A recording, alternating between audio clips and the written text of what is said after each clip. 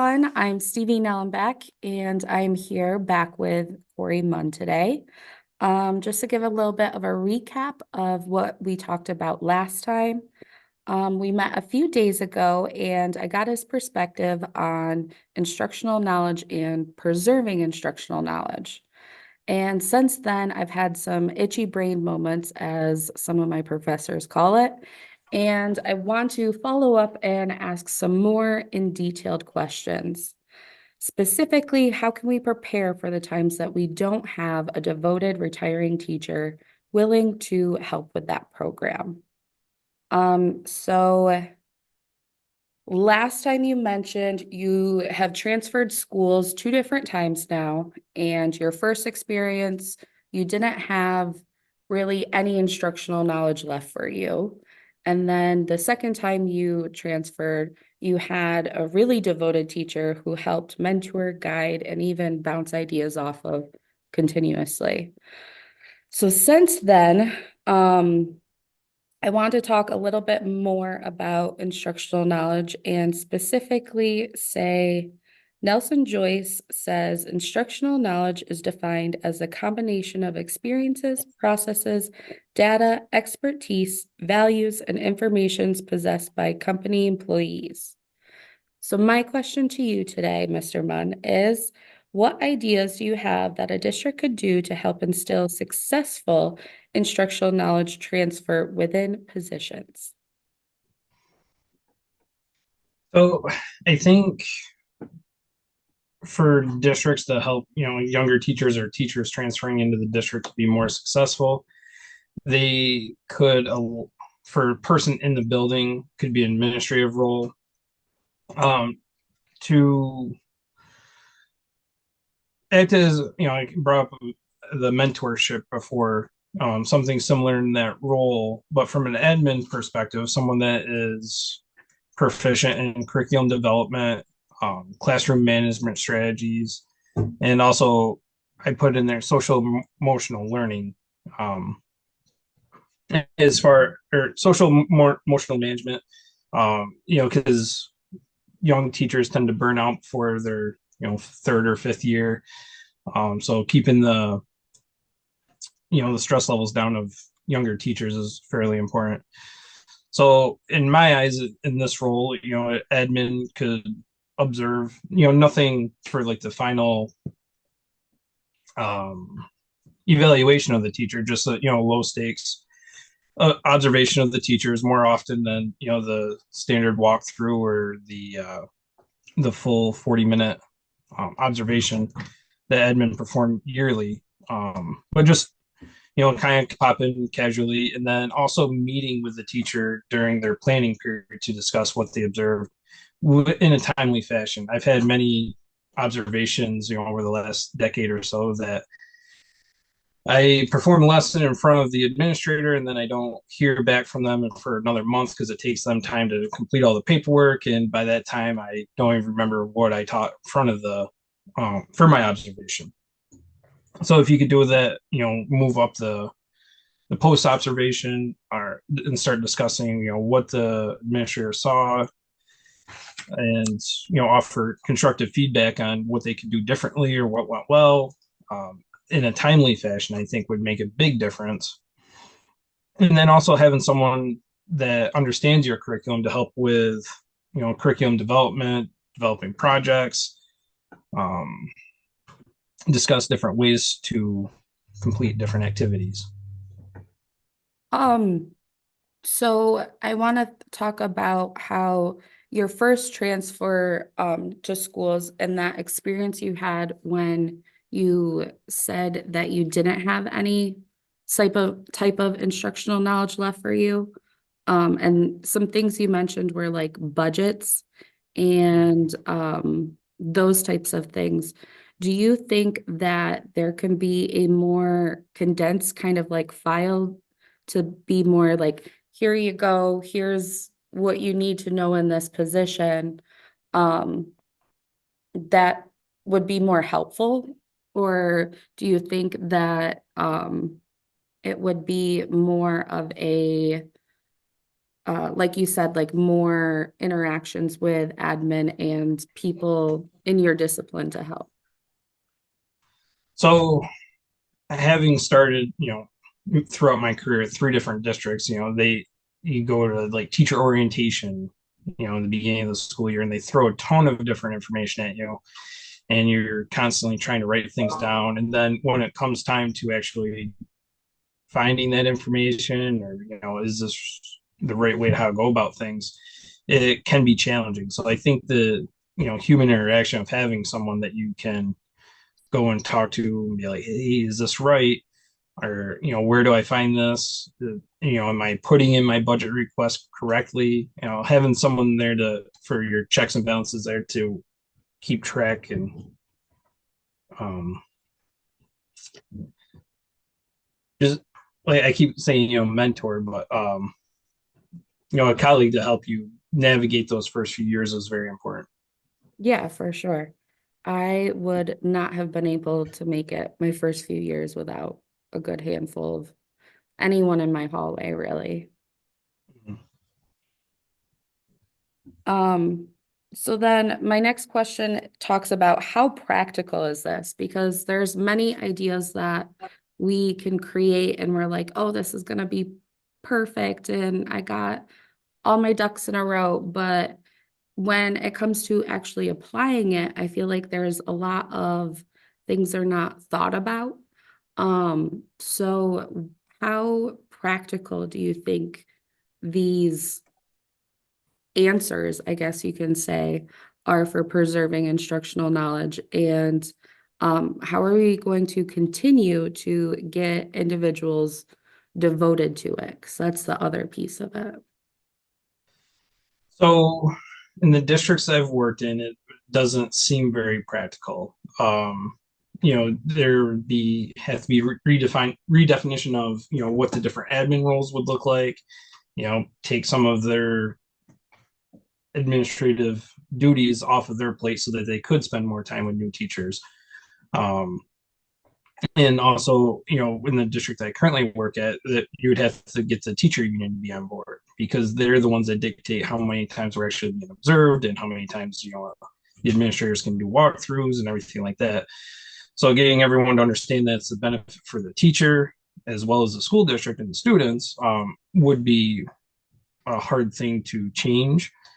However, I did see a presentation done by a superintendent in a neighboring district where they have started the PLCs, and those teachers get together, I think, every other week. And that school district has seen a tremendous growth in student outcomes, as well as the which is derived from the teachers in the classroom. So I think it is practical, um, with the right administrative at the head of the things, because this was all organized by the superintendent. It was passed down. He said, "This is what we're going to do," and some teachers didn't like it and had to leave and left the district because they didn't want to buy in. But overall, it was very successful for that district. That's really cool, especially like that often. We don't even see professional development that often. Mhm. Um, Yeah, so yeah. these teachers are interacting more than most other districts, to come up with cross curricular ideas or um, the scaffolding learning in between disciplines, and they've seen a tremendous amount of success by having this district sets time aside for the teachers to collaborate. Something something you mentioned right there really pops out to me is having the time. So do you know how that school maybe implemented it? Did they extend the school day? Did they take time away from other duties? Or are you not sure of? So I believe part of it is they've gotten rid of most of their monthly school wide or building wide after school meetings. So they don't have like your typical monthly school meeting. So they use that time for PLCs. And then I believe that the teachers use a planning period, either I think once every other week, to help facilitate the PLC as well. Gotcha. So they're told that they have to give up, one of their planning periods. I'm not sure if it's every week or every other week, but they, have their 40-minute planning period where they meet with the other teachers in their disciplines. That I feel like a lot of pushback would happen with teachers, like you mentioned a little bit before, but in the long run, it sounds like it is what would benefit the students best. Mhm. And, a lot of teachers struggle with change. So it is something that the district pushed on them and they've seen the success. And so they adapted. And I think the majority of the ones that have stayed have gotten used to it. And then now it's just part of their daily routine. Right. Do you think that there are going to be more schools that are going to adapt or change to this kind of way? I think that there's going to be more districts that are going to follow that model. Um, this, I think, started a couple of years ago, where the is a superintendent from Windsor School District, still in the southern tier. He was going around doing professional developments with numerous districts around our area, and we started the PLC route. But like with many things in education, it's kind of you get pushed on, and then it kind of goes away for the next initiative. Um, but they've done a great job of sticking with that. That's awesome.